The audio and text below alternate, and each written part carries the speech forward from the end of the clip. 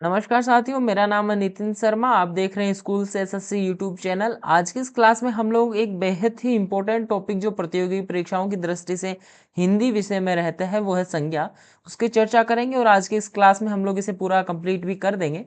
तो देखिएगा, जो ये टॉपिक है वो हम पढ़ते तो क्लास 6 में भी हैं, क्लास 7 में भी हैं, और इस प्रकार से पढ़ते पढ़ते हम लोग 12th तक इस टॉपिक को पढ़ते चले जाते हैं। लेकिन जब कंपटीशन एग्जाम में सवाल आता है तो हमारे सर के बिल्कुल ऊपर से निकल जाता है। ऐसा क्यों होता है? क्योंकि जो हम पढ़ते हैं संज्ञा, वो हम केवल 3 चीज पढ़ते हैं: संज्ञा, उसकी परिभाषा, उसके 3 भेद। लेकिन कंपटीशन एग्जाम में एक्चुअल में यहाँ से सवाल बनता ही नहीं है। ठीक है, तो आज अगर आप लोग इस टॉपिक को कंप्लीट करते हैं मेरे साथ में, तो आप लोग खुद देखेंगे कि आपने जितने भी टीचर से पढ़ा होगा उन सबसे ज्यादा आप लोग इस वीडियो में कुछ ना कुछ नया सीखने वाले हैं। ठीक है, तो अंत तक बने रहिएगा मेरे साथ में, और प्रैक्टिस भी करेंगे हम लोग एक आध प्रश्नों के अंत में। तो मेक श्योर कि आप लोग अगर चैनल पे नए, चैनल को सब्सक्राइब कर दे, वीडियो पसंद आए लाइक कर दीजिएगा। हम लोग शुरू करते हैं अपनी संज्ञा को। अब देखिए, सबसे पहले हम लोग संज्ञा शब्द का संधि विच्छेद पढ़ते हैं, क्योंकि वो चीज हम लोग, देखिए संधि विच्छेद आपके एग्जाम में आए ना आए, लेकिन संधि विच्छेद के बाद में जो प्रश्न पढ़ेंगे वो एग्जाम में बनता है, तो ध्यान से पढ़िएगा। देखिए, संज्ञा जो शब्द है उसका संधि विच्छेद होता है समधन ज्ञा। समधन ज्ञा, ये संधि विच्छेद होता है। लेकिन अब प्रश्न क्या बनता है कि संज्ञा जो शब्द है उसका अर्थ क्या होता है, संज्ञा शब्द का अर्थ क्या होता है, ये प्रश्न अवास्तविक तौर पे बनता है। तो अर्थ देखिएगा, अर्थ होता है इसका सम्यक ज्ञान। सम्यक ज्ञान, ठीक है। अब देखिए, बात करें तो संज्ञा वास्तव में क्या है? संज्ञा वास्तविक रूप से अगर मैं बात करूं तो एक तरीके से एक नाम ही तो है। मतलब जो भी कोई नाम है उसे ही हम लोग संज्ञा कहते हैं। ठीक है, संज्ञा वास्तविक तौर पे कोई नाम ही तो है। तो संज्ञा की परिभाषा अगर एक बार हम लोग देख लें तो वो क्या होती है, देखिएगा। परिभाषा आप लोग बचपन से ही मतलब पढ़ते आ रहे हैं, तो एक बार और पढ़ने में कुछ नहीं जाएगा, लेकिन टॉपिक कंप्लीट फील होगा आपको। अगर मैं ऐसे इंपॉर्टेंट चीजें केवल बताने लग गया तो फिर आप लोगों को लगेगा कि यार जो सरल सी चीजें थी वो छूट गई है। ठीक है, तो देखिएगा, संज्ञा की परिभाषा हम लोग लिखते हैं: किसी व्यक्ति, वस्तु, स्थान, गुण, दशा, भाव, ठीक है, और भी एक आध चीज जो भी आपके याद आए, ठीक है, अवस्था जैसे, ठीक है, एवं अवस्था आदि के नाम को, आदि के नाम को संज्ञा कहते हैं। ठीक है, ये संज्ञा की परिभाषा हो गई। अब देखिए, एक आध उदाहरण देख लेते हैं हम लोग, और उसके बाद में हम लोग जो इंपॉर्टेंट चीजें उनकी तरफ रुख करेंगे। तो एक आध उदाहरण जैसे डाल के देख लेते हैं। जैसे हमारे जो प्रधानमंत्री हैं उन्हीं का नाम देख लीजिए, नरेंद्र मोदी। ठीक है, एक उदाहरण हो गया। उसके बाद में आप स्वयं का नाम देख लीजिए, यहाँ मैं ब्लैंक स्पेस लगा रहा हूँ, कोई भी नाम अपना लिख लीजिएगा। उसके बाद में कोई भी अवस्था की बात करूँ, जैसे बुढ़ापा हो गया। ठीक है, कोई भी भाव की बात करूँ तो प्रेम हो गया। किसी भी दशा की बात करूँ, अगर कोई भी दशा हम लोग देखें तो गरीबी हो गई। ठीक है, गुण की बात करें तो गुण हो गया सहनशीलता हो गया। ठीक है, और स्थान की बात करें, कोई भी स्थान देख लीजिए, जैसे जयपुर हो गया। वस्तु बहुत सारी है, कोई भी देख लीजिए, जैसे थाली, टेबल। तो ये सारे जो हैं, ये सारे क्या होते हैं, संज्ञा के जो उदाहरण है वो हम लोग देखते हैं। संज्ञा की परिभाषा हमने पढ़ी, संज्ञा के उदाहरण हम लोगों ने देखा। अब बात करते हैं संज्ञा के भेदों की। अभी तक तो आपने केवल संज्ञा के कितने भेद पढ़े हैं? 3 भेद पढ़े, लेकिन नहीं, संज्ञा के कई विद्वान 5 भेद मानते हैं। अब क्यों मानते हैं वो देखिएगा। देखिए, सबसे पहले बात करें तो संज्ञा के मुख्य तौर पे जो भेद होते हैं वो 3 भेद ही होते हैं। ठीक है, सबसे पहले होती है व्यक्तिवाचक संज्ञा। व्यक्तिवाचक संज्ञा, उसके बाद में दूसरे स्थान पे होती है जातिवाचक संज्ञा। जातिवाचक संज्ञा, तीसरी बात करें तो तीसरी होती है भाववाचक संज्ञा। भाववाचक संज्ञा, लेकिन जो हमारी हिंदी भाषा है उसमें 2 भेद और माने जाते हैं। क्यों क्यों माने जाते हैं वो भी सुनिएगा, क्योंकि वो अंग्रेजी भाषा के कुछ एक विद्वान हैं जो समुदायवाचक, एक तो है समुदायवाचक,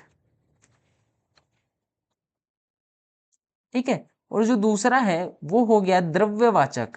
द्रव्यवाचक नहीं, द्रव्यवाचक। द्रव्य होता है कोई भी पदार्थ, ठीक है। ये दो भेद और मान लेते हैं कई विद्वान, लेकिन ये जो दोनों भेद होते हैं ये वास्तविक तौर पे जातिवाचक संज्ञा में ही सम्मिलित रहते हैं। तो इनको हम अलग से भेद नहीं मानते, हम लोग जो जातिवाचक संज्ञा है उसी में मान लेते हैं। तो ये चीज एक तो आपने कहीं नहीं पढ़ी होगी, ठीक है, तो ये याद रखिएगा।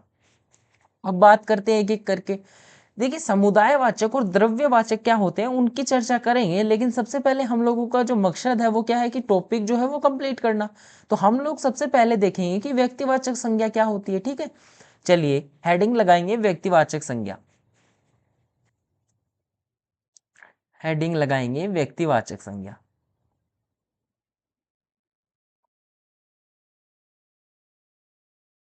ठीक है, व्यक्तिवाचक संज्ञा।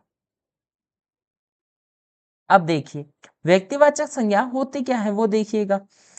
कोई भी व्यक्ति विशेष या वस्तु विशेष, ठीक है, किसी व्यक्ति, वस्तु या कोई स्थान भी मान सकते हैं हम लोग, स्थान विशेष के नाम को व्यक्तिवाचक संज्ञा कहते हैं। ठीक है, कोई भी व्यक्ति, स्थान, गुण, दशा, भाव ये सब होते हैं, ये तो संज्ञा कहलाते हैं। लेकिन व्यक्ति विशेष, कोई वस्तु हो गई या कोई स्थान हो गया, उसका नाम क्या हो जाता है, उसका नाम हो जाता है क्या, व्यक्तिवाचक संज्ञा। जैसे हम लोग एक आध उदाहरण देखते हैं। देखिएगा उदाहरण की चर्चा करूं तो सबसे पहले हम लोग देखते हैं व्यक्ति विशेष। सबसे पहले हम लोग देखते हैं व्यक्ति विशेष। व्यक्ति विशेष का उदाहरण हो जाएगा हमारा, जैसे मैंने अभी आपको एक नाम बताया नरेंद्र मोदी, ठीक है, नरेंद्र मोदी। एक नाम विपक्ष में जो है राहुल गांधी, ठीक है। और हम लोग बहुत सारे जो नाम है वो देखते हैं, जैसे हम लोगों ने देखा, कोई भी नाम उठा लीजिए, ठीक है, भगवान राम हो गए, माता सीता और तुलसीदास जी, ये सारे जो नाम है ये व्यक्ति विशेष के नाम पर आ गए, ठीक है। लेकिन दूसरी तरफ चर्चा करें तो हमने दूसरी तरफ लिखा वस्तु विशेष। कोई भी वस्तु की चर्चा करें, ठीक है, वस्तु विशेष, जैसे कोई भी वस्तु हो सकती है, ठीक है।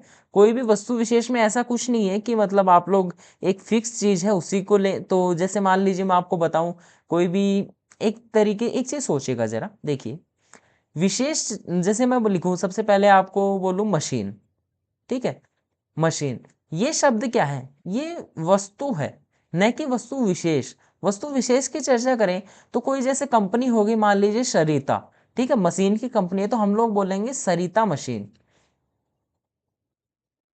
तो ये हो गई वस्तु विशेष। ऐसा नहीं है, अब जैसे मैं शुरू में लिख रहा था पेन, तो ये कोई वस्तु विशेष नहीं है, ठीक है, ये एक वस्तु है, तो ये दूसरी संज्ञा में जाएगा। लेकिन मैं लिख दूं नटराज पेन, या फिर मैं लिखूं नटराज पेंसिल, तो ये क्या हो जाएगा, ये वस्तु विशेष हो जाएगा। क्लियर है, तो वस्तु विशेष समझ में आया। अब बात करते हैं, हम लोगों ने एक तीसरा नाम भी लिखा था स्थान विशेष का। तो स्थान विशेष क्या होता है वो भी चर्चा करेंगे। देखिएगा स्थान विशेष, स्थान विशेष क्या होता है, देखिए कोई भी स्थान हो गया जैसे जयपुर, कोई भी शहर हो गया उदयपुर, ठीक है, जैसे बीकानेर, अपना झुंझुनू, सीकर, चूरू, ये सारे जो स्थान हो गए ये किस में आ गए, स्थान विशेष में। ठीक है, ये तीनों की तीनों जो चीजें हैं, व्यक्ति विशेष, वस्तु विशेष और स्थान विशेष, तीनों समझ में आई आपको। क्लियर हुआ ना, थोड़ा थोड़ा टॉपिक क्लियर हुआ। अब देखिए प्रश्न कहाँ से बनता है वो देखिएगा। प्रश्न जो व्यक्तिवाचक संज्ञा या फिर जो संज्ञा में पूरा ही बताऊं तो संज्ञा में प्रश्न बनता है कहाँ से, आपको ना मुख्य तौर पे एक नाम देगा और पूछेगा ये किसमें सम्मिलित है, या फिर ये देगा कि निम्न में से व्यक्तिवाचक संज्ञा में कौन कौन आता है। तो आपको ऑप्शन एलिमिनेट करना आना चाहिए, तभी जाके आप लोग अपने फाइनल आंसर की तरफ पहुंच पाएंगे। ठीक है, तो देखिएगा व्यक्तिवाचक संज्ञा हम लोग पढ़ चुके हैं, ठीक है। अब देखिए अभी एक चीज मुझे और बतानी है कि व्यक्तिवाचक संज्ञा जो है उसे हम जातिवाचक में भी गिनते हैं। अगर आपको मतलब ऑप्शन में एक ही नाम मिले तो आप वो जातिवाचक भी जा सकता है, व्यक्तिवाचक भी जा सकता है। वो क्यों जाएगा, वो हम लोग इस क्लास में पढ़ने वाले हैं, ठीक है। लेकिन उससे पहले मैं आपको पहले जातिवाचक समझा दूं, क्योंकि अगर अभी जातिवाचक बताने बैठ गए तो आपके तो सर के ऊपर से जाएगा सीधा, ठीक है। तो सबसे पहले मैं आपको एक जातिवाचक संज्ञा समझा देता हूं, देखिएगा। दूसरा जो हो जाएगा हमारा वो हो जाएगा जातिवाचक संज्ञा। अब जातिवाचक संज्ञा क्या होती है वो देखिएगा। किसी जाति या समूह के नाम को हम लोग जातिवाचक बोलते हैं, इसमें से स्पष्ट है, ठीक है। कोई भी जाति हो गई या कोई, एक मिनट ना, ती छोटी आएगी, माफ कीजिएगा। जाति या कोई समूह हो गया, ठीक है। इस प्रकार से कोई भी जाति या समूह, इसका जो नाम है, ऑब्वियसली क्योंकि संज्ञा क्या है, एक तरीके का नाम ही तो है, तो इसके नाम को क्या कहते हैं हम लोग, जातिवाचक संज्ञा कहते हैं, जातिवाचक संज्ञा, ठीक है। यहां भी ती छोटी कर लीजिएगा, बड़ी नहीं आएगी, ठीक है। अब देखिए किस प्रकार से, जैसे मैं कोई भी उदाहरण दूं आपको, ठीक है, कोई भी उदाहरण दूं, जैसे यहां लिखते हैं हम लोग उदाहरण। उदाहरण देखिएगा आप, मैंने आपको शुरू से अभी तक एक नाम बताया है, नरेंद्र मोदी, ठीक है। तो ये जो नाम है ये वास्तविक तौर पे क्या है, एक नेता ही तो है। तो इनकी जो जाति हो गई वो क्या हो गई, नेता, ठीक है। नेता एक जाति, किसी मतलब व्यक्ति विशेष की चर्चा मैं नहीं कर रहा हूं। मैंने आपको शब्द बोला कि नेता शब्द जैसे बोल दिया तो उसमें सभी आ गए। ऐसा नहीं है कि केवल नरेंद्र मोदी आए, राहुल गांधी नहीं आए, ठीक है। तो राहुल गांधी, नरेंद्र मोदी, जो भी मतलब जो हम लोग नेता समझते हैं वो सारे आ गए ना नेता शब्द में, तो वो एक तरीके से पूरी जाति हो गई। हम कवि की बात करें, कोई कवि है तो कवि सब आ गए एक नाम में, ऐसा कोई विशेष कवि नहीं है कि उसी को हम लोग कवि बुलाएंगे, ठीक है। उसके बाद में चर्चा करूं लड़का। अब लड़के तो आप भी होंगे, ठीक है, रमेश, मुकेश सब होंगे, लेकिन उनका जो नाम अगर हम लोग लिख दें तो वो तो व्यक्तिवाचक में चला जाएगा। लेकिन अगर मैं केवल लड़का लिख दूं तो वो जातिवाचक में सम्मिलित हो जाएगा, ठीक है।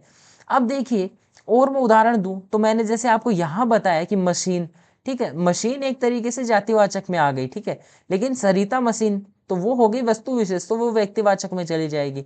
मैं लिख दूं नटराज की पेंसिल थी, वो होगी व्यक्तिवाचक में, लेकिन मैं यहाँ केवल पेंसिल लिख दूं तो क्या हो जाएगा, केवल यहाँ पे अगर मैं पेंसिल लिख दूं तो किस मतलब कैटेगरी में आप लोग शामिल करेंगे, जातिवाचक में, पेंसिल, ठीक है। तो ये हो गई जातिवाचक। अब समझेंगे जो चीज मैं यहां आपको समझाना चाहता था कि जो ये दो उपभेद बनाए थे विद्वानों ने, वो क्या थे और क्यों बनाए गए थे और क्यों इन्हें जातिवाचक में सम्मिलित किया, ठीक है। देखिएगा हम लोग लिखेंगे कि जातिवाचक के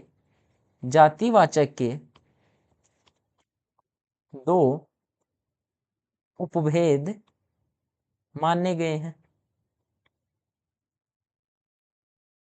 ठीक है। जातिवाचक के दो उपभेद माने गए हैं। पहला कौन सा था, पहला था समुदायवाचक,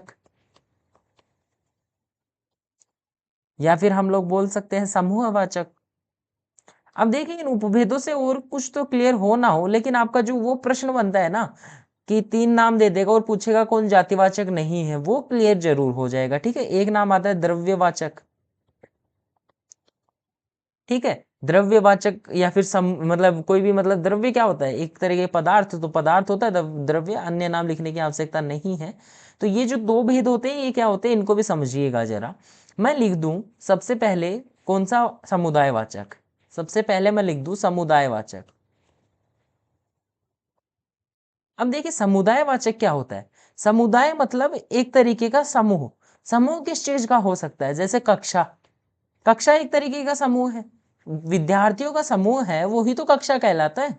भीड़, लोगों का समूह, ठीक है, भीड़ कहलाता है। सेना, ये भी एक तरीके का सामूहिक शब्द है। समिति, ये भी एक तरीके का समूह है। उसके बाद में मंडल। अब ये शब्द अगर अचानक से आपके सामने आ जाए तो आप लोग पहचान नहीं कर पाएंगे कि किस में आते हैं, लेकिन अब अगर ये सामने आते हैं तो आप लोग समझेंगे ये समुदायवाचक में। और समुदायवाचक किसका हिस्सा है, जातिवाचक का। और बात करूं तो जैसे हो गया परिषद, ठीक है। और बहुत सारे ऐसे मतलब जो भी समूह को प्रेजेंट करेंगे, शब्द रिप्रेजेंट करेंगे, वो सारे के सारे जातिवाचक में सम्मिलित होंगे। हमें बहुत ज्यादा डिटेल में नहीं पढ़ना है, क्योंकि हमें केवल प्रश्न सही करना है, ना कि पीएचडी करनी है संज्ञा में, ठीक है। अब दूसरा क्या होता है, दूसरा होता है द्रव्यवाचक। दूसरा क्या होता है, द्रव्यवाचक। अब द्रव्यवाचक क्या होता है, द्रव्य होता है एक तरीके से पदार्थ। पदार्थ तो कुछ भी हो सकता है, पदार्थ हो सकता है, सोना भी एक द्रव्य है, मतलब एक पदार्थ है, चांदी भी एक पदार्थ है, दूध पदार्थ है, दही पदार्थ है, बाजरा पदार्थ है, गेहूं पदार्थ है। ठीक है। और बात करूं तो जैसे हमने यहाँ ये सब चीजें लिखी, पेंसिल हो गई, मशीन हो गई, ये वास्तविक तौर पे तो द्रव्यवाचक संज्ञा ही तो है, क्योंकि पेन हो गई वो एक पदार्थ है, मशीन हो गई वो भी एक सामान है या पदार्थ है। ठीक है। अब इस प्रकार की जो चीजें आएंगी पदार्थ वगैरह, वो आप लोग समझ जाएंगे कि द्रव्यवाचक में है। अब द्रव्यवाचक वास्तविक रूप में किसका हिस्सा है, जातिवाचक का। तो आप लोगों को सारा जो है वो क्लियर हुआ ना, कि किस प्रकार से जो प्रश्न है वो हल किए जाते हैं, क्लियर हुआ। ठीक है, द्रव्यवाचक समझ में आया, कोई डाउट नहीं है। अब देखिए आपको मैं एक चीज समझाता हूं कि कब जो जातिवाचक संज्ञा है वो व्यक्तिवाचक में बदल जाती है और कब व्यक्तिवाचक संज्ञा जातिवाचक में बदल जाती है। ठीक है। देखिएगा, हम लोग यहां समझते हैं, इसको थोड़ा सा हम लोग यहाँ अलग कर देते, क्योंकि यहाँ तक हमने दो चीजें पढ़ ली और दोनों की दोनों चीजों के बारे में अब हम लोग डिफ्रेंशिएट करना सीखेंगे एक तरीके से। तो मैं यहाँ लिखता हूँ कि कब जो व्यक्तिवाचक संज्ञा है वो जातिवाचक में बदल जाती है। ठीक है, मैं नोट लगा के लिखता हूँ। ठीक है, नोट में क्या लिखूंगा मैं कि व्यक्तिवाचक संज्ञा जब बहुवचन में प्रयुक्त होती है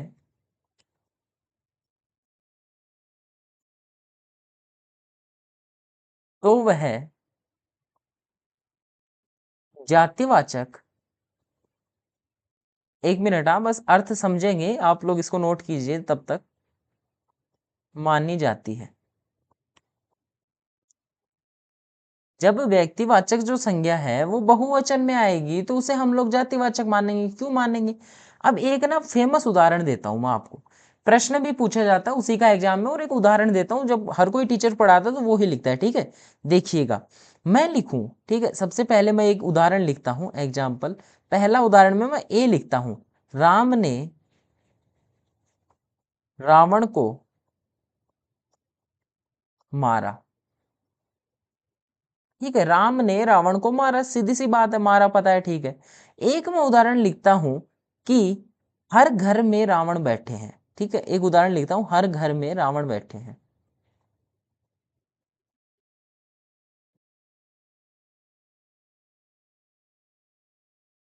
ठीक है, अब आप लोग इसमें एक मैं अंडरलाइन कर देता हूं, एक शब्द को, रावण शब्द को मैं यहाँ अंडरलाइन करता हूं, और आप लोग मुझे बताइए कि रावण शब्द में कौन सी संज्ञा है।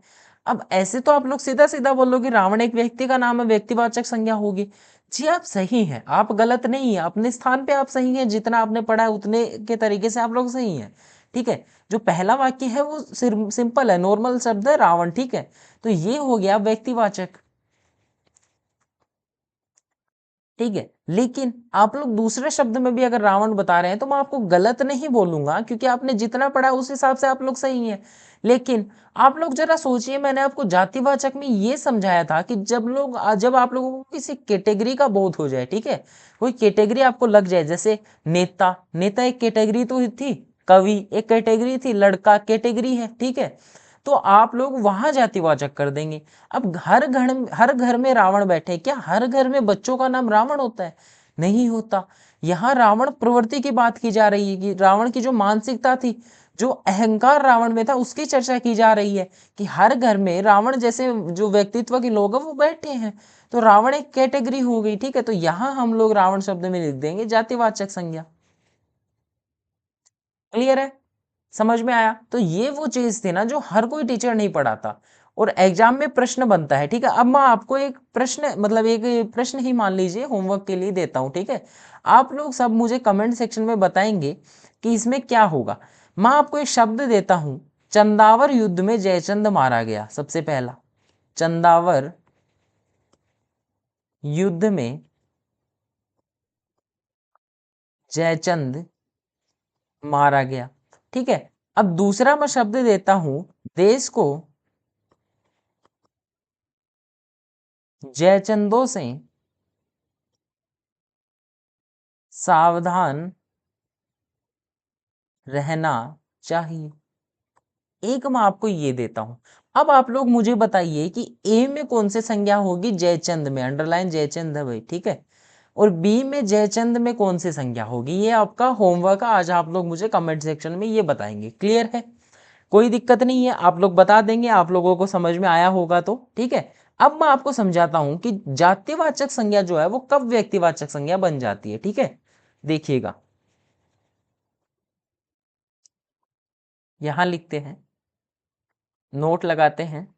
देखिएगा, जब जो जातिवाचक संज्ञा है वो किसी विशेष अर्थ में, उधर हमने लिखा था कि जो बहुवचन में प्रयुक्त हो जाए, ठीक है।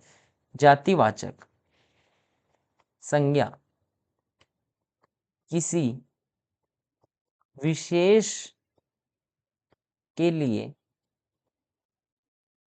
प्रयुक्त हो जाए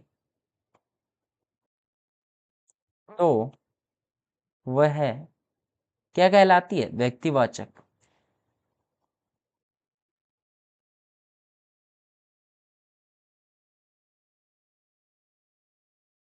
ठीक है, अब इसके उदाहरण समझते हैं कि क्यों कहलाती है, किस प्रकार से कहलाती है। देखिएगा, अभी आपको अर्थ नहीं समझ में आया होगा, जो मैंने लिखा वो आपको इतना समझ में आया होगा कि मैंने क्या लिखा, लेकिन आपको अर्थ नहीं समझ में आया होगा। लेकिन अब समझ जाएंगे आप, क्यों, क्योंकि यहां हम लोग लिखते हैं एग्जाम्पल, या मैं सीधा सीधा लिखूं उदाहरण। उदाहरण देखिएगा, देखिए उदाहरण में मैं आपको बताऊं, जैसे सबसे पहले मैं लिखूं कि इसी शब्द, जैसे मुझे सोचने का समय दीजिए, 1 मिनट आप। अब मैं एक शब्द लिखूं, जैसे मैंने आपको बताया, ठीक है, वो ही शब्द लिखते हैं। देखिएगा, नेताजी, नेता जैसे शब्द है, ठीक है। नेता शब्द आपको मैंने बताया कि क्या हो जाएगा, ये जातिवाचक संज्ञा हो जाएगी। नेता शब्द क्या हो जाएगा, जातिवाचक संज्ञा हो जाएगी। क्यों, क्योंकि ये एक समूह का बोध करवाता है ना। नेता शब्द ऐसे नहीं है किसी एक नेता की बात हो रही है, तो नेता शब्द समूह का बोध करवाता है, तो वो जातिवाचक संज्ञा में जाएगा। लेकिन अब मैं आपको लिख दूं कि नेताजी ने कहा,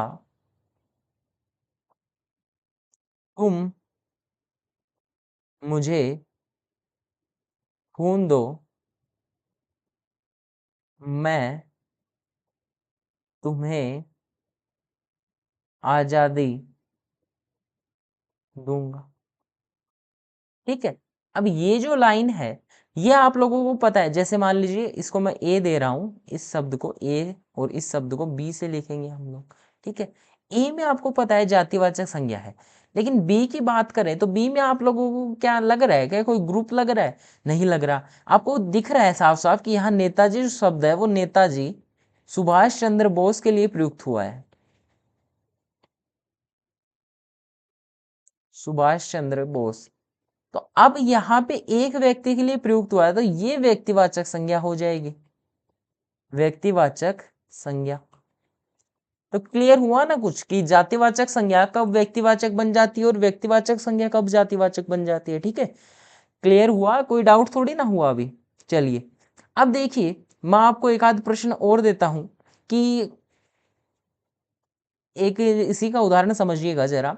मैं लिखता हूं कि शास्त्री जी, एक शब्द है शास्त्री जी।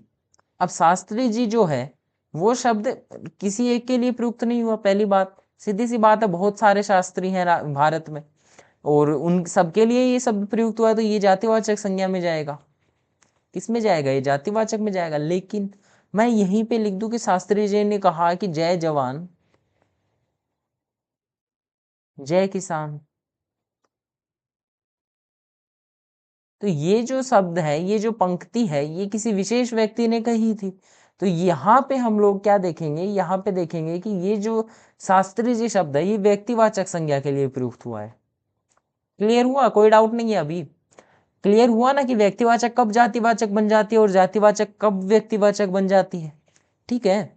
अब देखिएगा, आगे चलते हैं। एक जगह हो रहा है जहां कंफ्यूज होते हैं आप लोग। अगर आपको किसी रिश्ते वगैरह का नाम दिख जाए, ठीक है, मेरा जो टारगेट है वो यही है कि आप लोग अपना प्रश्न का आंसर है वो सही से दे पाए, ठीक है। तो देखिएगा कि मेरा जो मतलब टारगेट वो ही है, तो इसलिए मैं आपको एक चीज समझाता हूँ, एक नोट और लगवाता हूँ मैं आपको। यदि आपको कहीं कोई रिश्तों के नाम दिख जाए या फिर कोई पद के नाम दिख जाए, ठीक है, तो इस प्रकार के अगर आपको नाम दिखे तो वो सारे जातिवाचक में जाएंगे। ठीक है, जैसे उदाहरण तो हम हर जगह देखेंगे।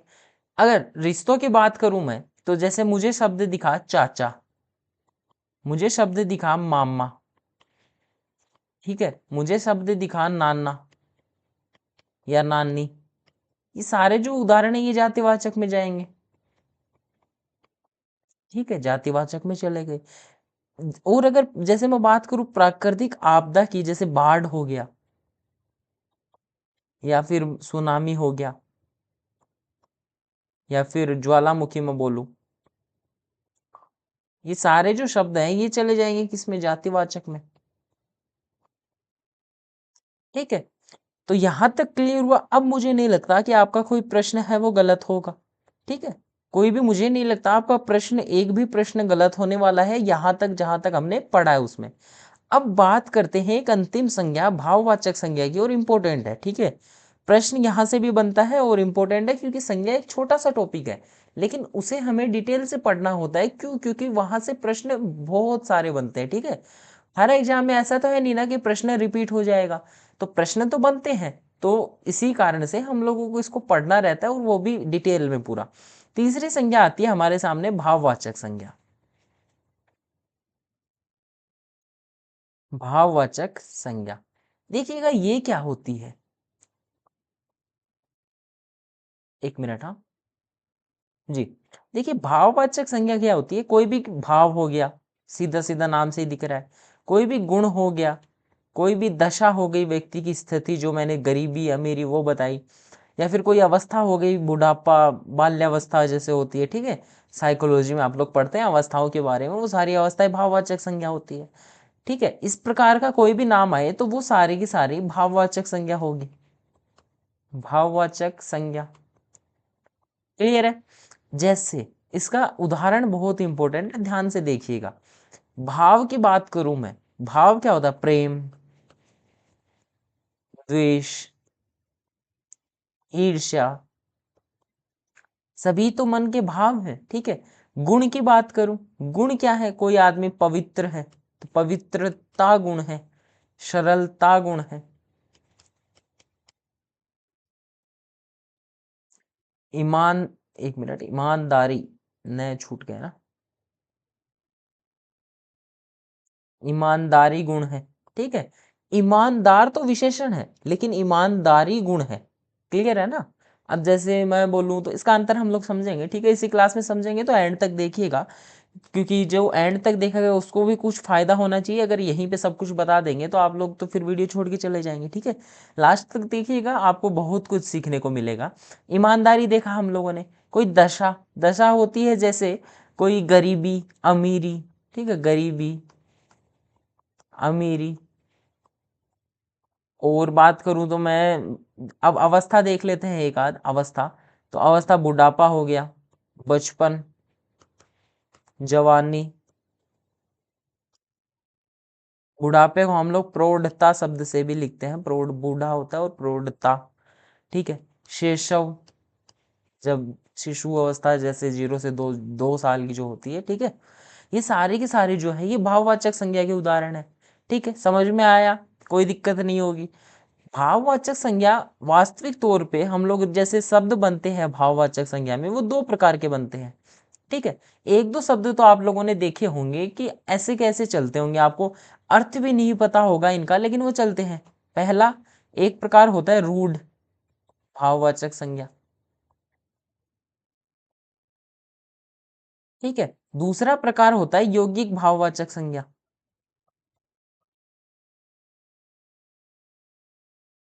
यौगिक भाववाचक संज्ञा, अब देखिए होता क्या है इनमें, अंतर किस प्रकार से होता है। इसको हम लोग ना अयौगिक भी बोलते हैं, रूढ़ को अयौगिक भी बोलते हैं। होता क्या है, इनमें कुछ एक शब्द होते हैं रूढ़ में, जैसे उन शब्दों का आपको अर्थ ही नहीं पता है बिल्कुल भी, लेकिन फिर भी आप लोग उनका प्रयोग है वो करते हैं। क्यों? जैसे मैं बात करूं रूढ़ शब्दों में प्रेम के बारे में, ठीक है। प्रेम का संधि विच्छेद क्या होता है, ये शब्द हम लोग जिस अर्थ में प्रयोग करते हैं वो क्यों करते हैं वो बताइए, किसी को नहीं पता है। सदियों पुराना शब्द है, सदियों से चला आ रहा है, हम लोग भी काम में लेते रहे हैं, ठीक है। ईर्ष्या शब्द है, बताइए अर्थ पता हो तो, किसी को नहीं पता। घृणा पता है, नहीं पता। मोह, तोड़िए इन शब्दों को, नहीं टूटते हैं, ठीक है। इनका तोड़ने पे तो आप कुछ अर्थ अंदाजा लगा ही नहीं पाते, ठीक है। लेकिन यौगिक शब्द इनसे अलग होते हैं। यौगिक जो शब्द है वो किसी ना किसी से बने रहते हैं, ठीक है। यौगिक शब्द बहुत सारी चीजों से बनते हैं, जैसे जो जातिवाचक संज्ञा होती है उससे यौगिक शब्द बनते हैं, मतलब जो भाववाचक संज्ञा बनती है, ठीक है, जातिवाचक संज्ञा से। एक एक उदाहरण दूंगा मैं, किस प्रकार से, देखिएगा। अगर मैं बात करूं मानव, मानव क्या है, जातिवाचक संज्ञा है, इसमें ता प्रत्यय जोड़ दें तो मानवता शब्द बनेगा, जो कि एक भाववाचक संज्ञा है, ठीक है। मानवता का भाव होता है व्यक्ति में। दूसरी चीज बात करूं, सर्वनाम से बनते हैं, सर्वनाम से। जैसे सर्वनाम क्या है, अहम एक सर्वनाम है, इसमें अगर कार प्रत्यय जोड़ दिया जाए तो अहंकार बनता है, ठीक है, अहंकार बनता है। अहंकार क्या है, एक तरीके का भाव है, तो वो भाववाचक संज्ञा में आ जाएगा। क्लियर हुआ। एक बनता है विशेषण से, विशेषण से, विशेषण से किस प्रकार से बनता है, जैसे एक ना मैं लिखूं, विशेषण क्या है, बूढ़ा, बूढ़ा व्यक्ति, बूढ़ा व्यक्ति, ईमानदार व्यक्ति, तो ये सारे क्या है, विशेषण है।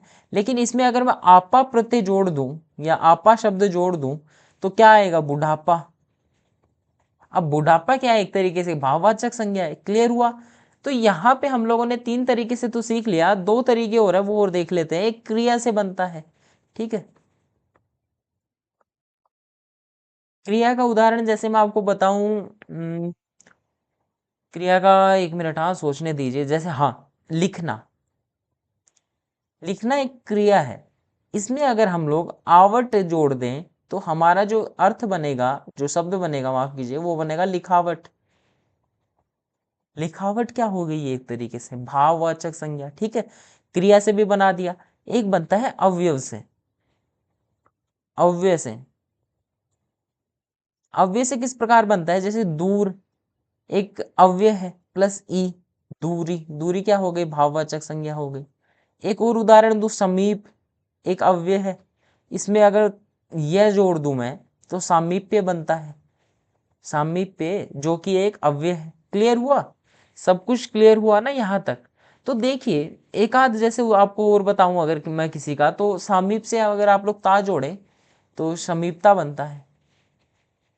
समीपता भी एक तरीके से भाववाचक संज्ञा है। तो ये सब क्या हुआ, ये सब हुआ भाववाचक संज्ञा। सबका सब किस में जाता है, भाववाचक में। आप लोगों ने सीखा ना कि यौगिक जो शब्द है वो किस प्रकार से भाववाचक बनता है। तो एक बार फटाफट से देख लेते हैं हमने क्या क्या पढ़ा। तो हम लोगों ने सबसे पहले संज्ञा शब्द है उसका वो पढ़ा, संधि विच्छेद पढ़ा। उसके बाद में हमने देखा उसका अर्थ क्या होता है, उसका जो वास्तविक अर्थ है वो क्या होता है। फिर उसकी परिभाषा पढ़ी, संज्ञा के उदाहरण देखे, उसके बाद में जो उसके प्रकार है वो देखे। प्रकार में हमने दो नए प्रकार देखे, समुदायवाचक और द्रव्यवाचक। व्यक्तिवाचक संज्ञा की परिभाषा पढ़ के उसके बारे में चर्चा की, जातिवाचक की पढ़ के उसमें चर्चा की। दोनों जो उपभेद हैं वो भी पढ़े। उसके बाद में हमने देखा कि व्यक्तिवाचक को जातिवाचक में कैसे बदला जाता है और जातिवाचक को व्यक्तिवाचक में कैसे बदला जाता है, ठीक है। उसके बाद में हमने पढ़ा भाववाचक संज्ञा, और भाववाचक संज्ञा में भी हमने उसके दो भेद पढ़े। एक पढ़ा रूढ़ भाववाचक, दूसरा पढ़ा यौगिक भाववाचक। तो रूढ़ भाववाचक में कौन कौन से आ जाते हैं, जो मतलब पहले से ही चले आ रहे हैं, जिनका अर्थ हमें नहीं पता, अर्थ पता है मतलब कैसे बने वो नहीं पता, लेकिन यौगिक का हमें पता है कि किस तरीके से, किस शब्द को के मेल से हम जो भाववाचक बना रहे हैं वो किस प्रकार से बना, ठीक है। तो ये हो गए यौगिक भाववाचक। तो क्लियर हुआ ना। अब हमने पूरे का पूरा जो संज्ञा जो टॉपिक है वो कंप्लीट किया है। अब आज की क्लास का तो समय हो चला, लेकिन कल की जो क्लास होगी उसमें हम लोग 30-35 कुछ इस प्रकार के इंपॉर्टेंट प्रश्न करेंगे जो संज्ञा शब्द से संबंधित होंगे, मतलब संज्ञा टॉपिक से संबंधित होंगे, और इतने महत्वपूर्ण होंगे जिनमें से कुछ तो मतलब बार बार रिपीट होते हैं। तो अगर आप लोग चैनल पे नए हैं तो चैनल को सब्सक्राइब कर लीजिए। वीडियो पसंद आई हो, आपको जो टॉपिक है वो पसंद आया हो तो वीडियो को लाइक कर दीजिएगा। और मिलेंगे आप लोगों से कल उस प्रैक्टिस सेशन में। और आपको बता दूं कि इसी चैनल पे हम लोग रीड के लिए साइकोलॉजी, मैथ्स, इन सभी का जो प्रैक्टिस सेशन है वो लगाते हैं। तो मेक श्योर करिएगा कि आप लोग चैनल को सब्सक्राइब करके जाएं। और वीडियो को देखने के बाद में जब सब्सक्राइब करेंगे आप लोग, तो बेल आइकन आएगा, उसको ऑल पे सेलेक्ट करने से जब भी मैं वीडियो अपलोड करूंगा आपको नोटिफिकेशन मिल जाएगा। तो चलिए मिलते हैं आप लोगों से कल प्रैक्टिस सेट में। तब तक के लिए धन्यवाद।